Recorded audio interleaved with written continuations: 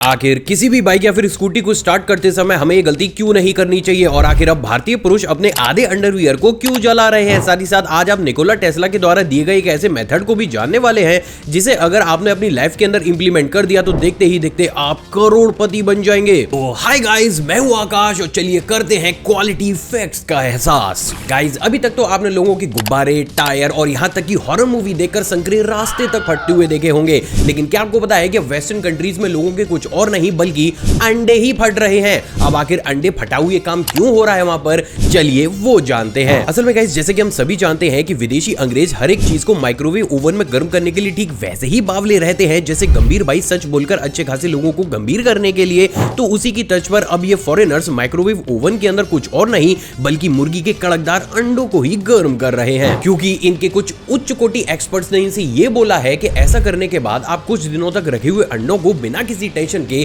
फड़फड़ाकर खा भी सकते हैं। अब गाइस, इस सिनेरियो में होता कुछ ऐसा है कि जैसे ही माइक्रोवेव्स एक एग के अंदर एंटर करती हैं, वो एग के अंदर मौजूद मॉइस्चर को सोख लेती है, जिसकी वजह से एग के अंदर प्रेशर काफी ज्यादा बढ़ जाता है और एज अ रिजल्ट जैसे ही ओवन से बाहर निकलकर एक एग को कटीली छुरी से काटा जाता है तो वो ऐसे फटता है कि मानो वो एग नहीं बल्कि विराट भाई का गुस्सा हो, जो जब फटता है तो आसपास मौजूद लोगों की खैर छोड़िए। गाइस, ये वाली रिपोर्ट सुनकर आपकी भी पैंट हो जाएगी गर्म पानी से गिल्ली, लेकिन हमारे देश भारत से अब कुछ और नहीं बल्कि गायब हो रही है मखमली बिल्ली। असल में गाइस, चैन ना देने वाली ये रिपोर्ट निकलकर आ रही है चेन्नई से, जहां पर पुलिस ने अभी हाल ही में कुछ ऐसे लोगों को घपचाया है जो कि देर रात सड़कों पर निकलकर कुछ और नहीं बल्कि अपने बैग में खंबा नोचने की मशीन यानी कि बिल्लियों को ही भर रहे थे। ओ, तभी मैं कहूँ कि चेन्नई इतनी तरक्की क्यों कर रहा है भाई। काली बिल्ली रास्ता ही ना काट पा रही तो अब शगुन ना लग पा रहा है इन पे। अबे तू थोड़ा सा बहन। असल में गाइस, अगर आपकी भी आदत पाकिस्तानी क्रिकेट टीम की तरह बिरयानी खाकर ही कोई भी काम करने की है तो ये वाली रिपोर्ट आपके पतीले चटका सकती है, क्योंकि अभी हाल ही में चेन्नई में एक ऐसे गैंग को भी पकड़ा गया है जो कि रोड साइड घूमने वाली बिल्लियों को पकड़कर उनका मीट निकालकर सड़क किनारे सस्ते रेट में बिकने वाली बिरयानियों में ही उन्हें डाल रहे थे। अरे बड़ा कमजोर लेग पीस है। स्ट्रेंज बात यह है दोस्तों कि ये बिल्ला बिरयानी हम ह्यूमंस के लिए बिल्कुल भी सेफ नहीं है। सिर्फ इतना ही नहीं बल्कि इनिशियल स्टेज पर इन्वेस्टिगेशन करने के बाद अब वहां की पुलिस को यह लग रहा है कि इस गैंग के तार सिर्फ लोकल एरिया तक ही नहीं बल्कि भारत के अलग अलग स्टेट्स तक भी हो सकते हैं। तो गाइस, चाहे मार खा खा कर हमें लेटना पड़े ऑन अ बर्फ की सिल्ली, लेकिन हमें हमारे देश से बचानी होगी हर हाल में मखमली बिल्ली, क्योंकि ना सिर्फ बिल्लियां अगर हमारे देश से गायब हो गई तो एक बहुत बड़ा लॉस होगा बल्कि बावले बिल्ले भी हमारा हर वक्त मुंह नोचते फिरेंगे। अरे हमारी वजह से सिंगल जो मर जाएंगे वो। गाइस, इंडिया के घरों में जितने तो चूल्हे नहीं जलते हैं उससे कहीं ज्यादा तो अच्छा काम करते हुए देखकर हमारे रिश्तेदार और हमारे पड़ोसियों की जल जाती है। लेकिन क्या आपको पता है कि प्रेजेंट डेट में इंडिया में चूल्हे और पड़ोसियों से कहीं ज्यादा तो मर्दों के चटक रसीलेदार कच्चों को ही जलाया जा रहा है, और वो भी आधे। अबे कच्छों ने ऐसे कौन से तोड़ दिए तुम्हारे वादे। असल में गाइस, ये वाली रिपोर्ट सुनकर आपकी भी गुल्लक फूट जाएगी, लेकिन एनसीएम एक ऐसा ग्रुप है जो कि भारत में मर्दों के अधिकारों की सुरक्षा करता है। एक मिनट, मर्दों के अधिकार? ऐसी कोई चीज ही नहीं होती है। असल में गाइस, इस संस्था का भी बस यही मुद्दा है, क्योंकि इस ग्रुप का ये कहना है कि प्रेजेंट डेट में भारत के अंदर जितने भी कानूनों को बनाया जाता है उसमें मर्दों को एक साइड पटक कर सारे ही अधिकार सिर्फ महिलाओं को ही दे दिए जाते हैं, जिसके चलते हुए बहुत सी महिलाएं मासूम से मर्दों के ऊपर दहेज या फिर डोमेस्टिक वायलेंस के झूठे केस को लगा देती हैं, जिसके चलते हुए उन्हें कई सालों तक बिना किसी अपराध के उस जगह पर रहना पड़ता है जहां पर आजकल हमारे दिल्ली के सीएम साहब पाए जाते हैं। बेटा जरा औकात में रह, अब बाहर आ चुका हूं मैं। और यही वो सबसे बड़ा कारण भी है जिसके चलते हुए मर्दों के अधिकारों की सुरक्षा करने और अधिकारियों से ये अपील करने के लिए कि वो भारतीय कानूनों को दोनों ही जेंडरों को इक्वल रखकर बनाए। अब ये ग्रुप कुछ और नहीं बल्कि आधी सिकी रोटी की तरह मर्दों के गर्म कच्चों को ही जलाकर अधिकारियों के घर कोरियर कर रहे हैं, जिससे शायद आगे आने वाले समय में इन कानूनों में हमें परिवर्तन देखने को मिल सकता है। लेकिन बाकी सब तो सही है भैया, लेकिन ये आधे कच्चों को जलाने वाला कॉन्सेप्ट मेरे पल्ले तो नहीं पड़ रहा। अब ये हाफ फ्राई क्या खेल रहे हो, फुल आमलेट बनाकर अधिकारियों को भेज दो। गाइस, आपने भी टीवी या फिर ओटीटी पर बिना पानी और बिना मछलियों के शार्क टैंक को तो जरूर देखा होगा। हाँ, वही टीवी सीरीज जिसमें बिना गर्लफ्रेंडों की 4 या 5 शार्क को सामने बैठाया जाता है। अब गाइस, इस टीवी शो में हमें ये दिखाया जाता है कि जैसे ही इन शार्क को किसी भी कंटेस्टेंट का बिजनेस मॉडल समझ में आता है, ये उसको इन्वेस्टमेंट का चेक देने के लिए ऐसे बावले हुए रहते हैं कि मानो वो चेक नहीं बल्कि सड़क पर लोगों को रोक रोक कर बांटने वाली भंडारे की पूड़ियां हो। बस उन पूड़ियों को कढ़ाई में नहीं बल्कि डॉली बिंद्रा के मुंह में तला जाता है। अरे मतलब आग जो उगलती है मैडम इतना। असल में गाइस, ये वाली रिपोर्ट सुनकर सुनकर आप भी बाउंस कर जाएंगे, लेकिन इस शो के अंदर शार्क्स के द्वारा दिए गए लोगों को सारे ही चेक पूरे ही तरीके से फर्जी होते हैं। और ऐसा सिर्फ इसलिए है क्योंकि इन लोगों को सिर्फ 5 से 10 मिनट के अंदर ये डिसाइड करना होता है कि उन्हें किसी भी इंसान के बिजनेस मॉडल में इन्वेस्ट करना है या फिर नहीं। अब इस कंडीशन में वो इंसान अपने बिजनेस के बारे में कितना सच बोल रहा है और कितना गलत, ये पता कर पाना इस टाइम पीरियड के दौरान नेक्स्ट टू इम्पॉसिबल होता है। लेकिन क्योंकि शो की टीआरपी को भी पापा की परियों की तरह ऊपर ले जाना होता है, तो लोगों को बेवकूफ बनाने और हमारा इस शो के प्रति थोड़ा सा अटैचमेंट को बढ़ाने के लिए इन तरीके के फेक चेक्स को हर बार दिखाया जाता है, जिसके की बाद असली इन्वेस्टमेंट इसके बाद उस इंसान की पूरी ही कंपनी को ऑडिट करके और अलग अलग डिटेल्स को जानने के बाद ही किया जाता है। अजीब लेकिन सच। गाइस, आजकल हमें किसी और इंसान के साथ देखकर जितना तो हमारे एक्स नहीं जलते, उससे कहीं ज्यादा तो देश और दुनिया में मौजूद जंगल फन आकर जलते हैं। लेकिन क्या आपको पता है कि इस भीषण आग को रोकने के लिए इस दुनिया में मौजूद बहुत से देश ऑलरेडी खुद से ही अपने जंगलों के अंदर आग लगा देते हैं। अब ये जहर को काटा है, इस कॉन्सेप्ट को कुछ ज्यादा सीरियस ना लेगा ये लोग। असल में गाइस, ये सुनकर आपके भी फ्राई पैन जल जाएंगे, लेकिन बहुत से देशों की गवर्नमेंट तेज गर्मी में जंगल जलने से पहले ही उन जंगलों में कंट्रोल्ड फायर मेथड के थ्रू खुद से ही ऐसी आग लगाती है जितना तो भारतीय घरों में बुआ जी नहीं लगाती। चुप कर बे कुत्ते। असल में गाइस, इस मेथड में एक चॉपर से या फिर मैन्युअली ही एक जंगल में सीधी लाइन में आग लगाकर उस जंगल को 4 या 5 अलग अलग हिस्सों में तोड़ दिया जाता है, जिसके कि कुछ देर आग लगाने के बाद उस आग को तुरंत बुझा भी दिया जाता है, जिससे जमीन पर एक सीधी लाइन में काफी चौड़ाई तक बहुत सारे प्लांट्स जलकर खत्म हो जाते हैं और उस जगह पर कोई भी पेड़, घास या फिर पौधा मौजूद नहीं रहता। अब अगर आगे चलकर बाई चांस कोई भी नेचुरल आग इन तरीके के फॉरेस्ट के अंदर लगती है, तब भी वो एक झटके में पूरे ही जंगल में नहीं फैल पाती, क्योंकि हम इंसानों के द्वारा ही जंगल जलाकर बनाई गई ये लाइन उस आग को आगे बढ़ने से रोकती है, जिसके चलते हुए ना ही पूरा जंगल एक झटके में साफ होता है और ना ही उसमें रहने वाले जानवर बहुत बड़े स्केल में इंजर्ड। मतलब भाई, कुछ गजब ही कॉन्सेप्ट है ये तो। गाइस, अगर आपको भी अपनी जिंदगी करनी है जुगनू के पिछवाड़े की तरह शाइन, तो आज से ही लगा लीजिए अपनी जिंदगी में मेथड नंबर 369। और वैसे भी जिस मेथड में 69 आता है उसमें शक नहीं करते। असल में गाइस, ये वाला सीक्रेट जानकर आपके भी तसलों में करंट दौड़ जाएगा, लेकिन इस सीक्रेट मेथड को किसी और ने नहीं बल्कि दुनिया के फेमस साइंटिस्ट निकोला टेस्ला ने ही इजाद किया था। असल में गाइस, टेस्ला साहब यूनिवर्स की पावर को कुछ ज्यादा ही मानते थे, जिसके चलते हुए उन्हें यह लगता था कि अगर आप सच्चे दिल से यूनिवर्स से किसी भी चीज को मांगते हैं तो हमारी एनर्जी यूनिवर्स की एनर्जी से चैनलाइज हो जाती है और एज अ रिजल्ट एक टाइम के बाद वो चीज धीरे धीरे रियलिटी बनने लगती है। और उन सारे ही एक्सपीरियंस के थ्रू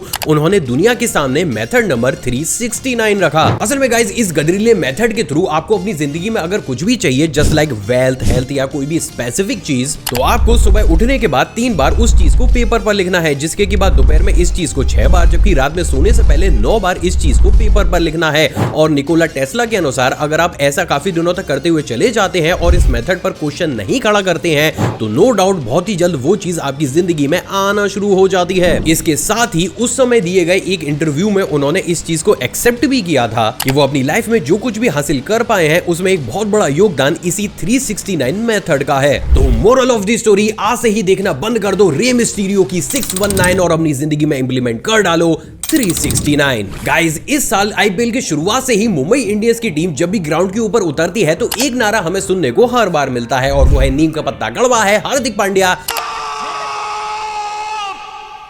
आई मीन तगड़ा है। अपने टीम के वाइस कैप्टन के बारे में कुछ भी बकवास नहीं सुनूंगा मैं, लेकिन क्या आपको पता है कि नीम का पत्ता सिर्फ कड़वा ही नहीं बल्कि हम सब के लिए वरदान है, क्योंकि ये तो हमारे देश की फड़फड़ाती हुई शान है। असल में गाइस, अभी जानकर दंग रह जाएंगे, लेकिन अभी हाल ही में हैदराबाद के साइंटिस्ट ने नीम के पत्ते के ऊपर रिसर्च करके ये पाया है कि क्योंकि नीम के पत्ते के अंदर निम्बोलाइड नाम की एक ऐसी हर्ब पाई जाती है जो बेहद ही आसानी से ह्यूमन बॉडी के अंदर सनी पाजी के डांस स्टेप करते हुए कैंसर सेल को ठीक वैसे ही साफ कर देती है कि मानो वो कैंसर सेल नहीं बल्कि सड़क पर लगा हुआ वड़ा पाव गलगा ठेला हो। तो इस कंडीशन में ये हर्ब हमारे लिए काफी ज्यादा इंपॉर्टेंट है। अब इंटरेस्टिंग बात यह है दोस्तों कि ये रिसर्च किसी भी आंडू पांडू ने नहीं बल्कि हैदराबाद के नामी ग्रामी रिसर्चर्स के द्वारा की गई है। लेकिन उससे भी ज्यादा अमेजिंग बात यह है दोस्तों कि ये चीज तो ऑलरेडी हमारा आयुर्वेद कई सालों से कहता हुआ चला आ रहा है, जिसमें यह कहा जाता है कि अगर आप नीम के पत्ते को सही क्वांटिटी में कंज्यूम करते हैं तो इससे ना सिर्फ कैंसर सही हो सकता है बल्कि अलग अलग तरीके की एलर्जीज और बहुत सी बीमारियों को भी नीम के थ्रू ठीक किया जा सकता है। तो गाइस, इस रिसर्च के बाद अब नीम नहीं रहा कड़वा, क्योंकि अब तो ये लाखों रुपए की दवाई बेचने वाले विदेशी कंपनियों के मालिकों के दिमाग को रहा है सड़वा। गाइस, इस दुनिया में एक ऐसा घेला रमेश बाबू भी मौजूद था जो कि अपनी पूरी जिंदगी में एक चुटकी सिंदूर की कीमत को पता ना लगा पाया। लेकिन इससे उलट क्या आपको पता है कि हमारे देश भारत में बहुत से ऐसे लोग भी मौजूद हैं जो सिंदूर तो छोड़िए, ऊंट के आंसू की कीमत तक को सही से नहीं जानते, क्योंकि ऊंट का सिर्फ एक आंसू बना सकता है आपकी जिंदगी को ऐसा धांसू कि किसी ने सोची नहीं होगी। असल में गाइस, ये वाली रिपोर्ट सुनकर आपकी भी आंखें वेट हो जाएंगी। लेकिन अभी हाल ही में central veterinary research laboratory Dubai ने यह बात पूरी तरीके से क्लियर कर दी है कि ऊंट का आंसू स्नेक वेनम के लिए एंटीडोट बनाने के लिए काफी ज्यादा इंपॉर्टेंट होता है, और यही वो सबसे बड़ा कारण भी है जिसके चलते हुए अब प्रेजेंट डेट में दुबई के बहुत से रईसजादे सिर्फ एक बूंद ऊंट के आंसू के लिए ही लाखों रुपए नहीं बल्कि करोड़ों रुपए तक खर्च कर रहे हैं। असल में रिसेंटली की गई एक रिसर्च से बात पूरी तरीके से साफ हो चुकी है कि कैमल के आंसुओं के अंदर हाई एंटीबॉडी टाइटर्स और ब्रॉड एंटीजेंस पाए जाते हैं, जो कि खतरनाक से खतरनाक सांपों के जहर को काटने का काम करते हैं। और ये वो सबसे बड़ा कारण है जिसके चलते हुए दुबई में ना सिर्फ अब ऊंट के आंसुओं को बड़ी बड़ी संस्था के द्वारा कलेक्ट किया जा रहा है, बल्कि बड़े बड़े रईसजादे अपनी इमरजेंसी सिचुएशन में खुद को सेफ बनाए रखने के लिए करोड़ों रुपए देकर इसे कलेक्ट भी कर रहे हैं। अजीब लेकिन सच। गाइस, अक्सर बहुत से बच्चों को मोबाइल गेम खेलने की ऐसी बेरंट लत लगती है कि उसकी आड़ में वो किडनी तो छोड़िए अपने घर परिवार को भी बेच देते हैं। लेकिन इससे उलट आज एक मैं ऐसी रिपोर्ट आपको सुनाने वाला हूं जिसे सुनने के बाद आपके भी मुंह से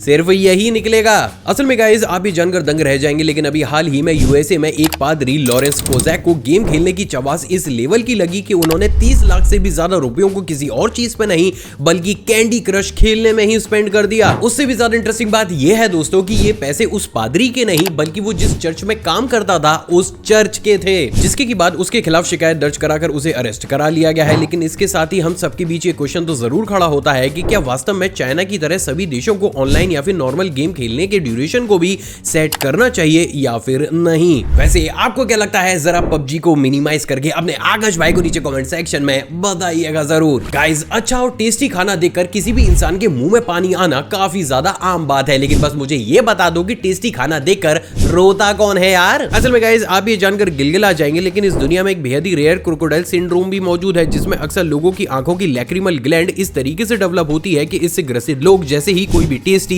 या फिर अपने पसंद के फूड को देखते हैं तो वो आंखों से आंसू बहाकर इतने ज्यादा भावुक हो जाते हैं जितने भावुक तो इंडियन आइडल में बैठे हुए हमारे जज लोगों की स्टोरी सुनकर ना होते। इंटरेस्टिंग बात यह है दोस्तों कि सिंड्रोम के बारे में यह कहा जाता है कि जो भी इंसान इस सिंड्रोम से ग्रसित होता है उसका ब्रेन सलाइवा प्रोड्यूस करने की बजाय आंखों में आंसू को प्रोड्यूस करता है, जिससे ना सिर्फ इन तरीके के लोग खाने को देखकर फूट फूट कर रोने लगते हैं, बल्कि सलाइवा का प्रोडक्शन कम होने की वजह से इनका डाइजेशन भी काफी ज्यादा खराब रहता है, जिसकी वजह से इन तरीके के लोगों को अच्छे खासे हेल्थ इश्यूज भी होते रहते हैं। कॉम्प्लिकेटेड लेकिन सच। गाइस, क्या आपको पता है कि हमारे देश भारत में बने हुए 527 फूड आइटम्स को विदेशी बाजारों से ठीक वैसे ही गायब कर दिया गया है जैसे बहुत से इंस्टाग्राम मॉडल्स ने आजकल परंपरा, प्रतिष्ठा और अनुशासन को अपनी जिंदगी से गायब कर रखा है। लेकिन सवाल तो ये खड़ा होता है कि भैया आज की इस खाऊ दुनिया में आखिर खाने के इतने आइटमों को समाज से बेदखल किया ही क्यों गया है? मैं नहीं बताऊंगा। असल में गाइस, ये सुनकर आप भी किशमिश की तरह लीक कर जाएंगे, लेकिन पिछले 4 सालों में यूरोपियन फूड सेफ्टी अथॉरिटी ने भारत के काजू, पिस्ता, बादाम, अखरोट, किशमिश